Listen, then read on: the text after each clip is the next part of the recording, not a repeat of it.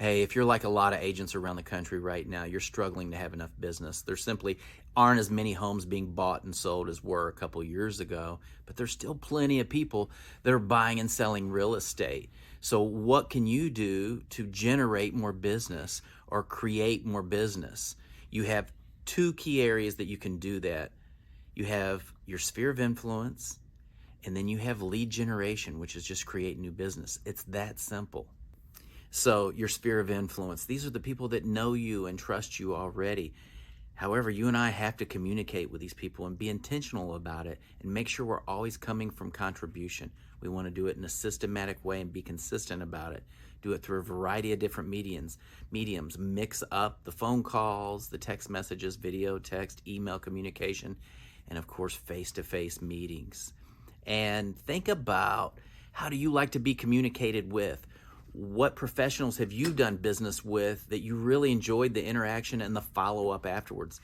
Be that kind of a business person. Lead generation, just simply the creation of new business. And think the long game here.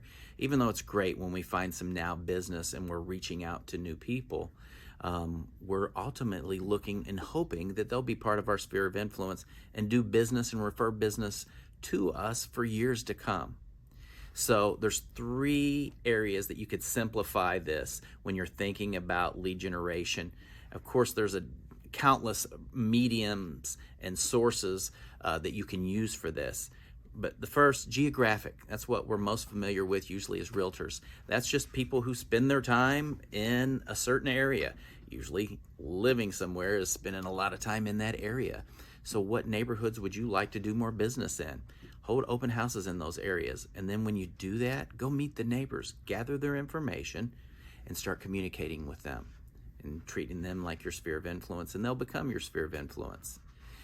Demographic. So these are people who are in a certain phase of life. You know, maybe they have a certain education level, they do a certain type of work, they have a certain size of family, or becoming empty nesters, that sort of thing. And then lastly, psychographic groups. These are people who have a common interest. And if you pick somebody who has interests that you already like or have thought about getting into, man, that makes it that much easier. Then it's fun whenever you're out meeting people and connecting. So I hope you find this beneficial. I put together a blog post too with some more details about this, and make it a great day.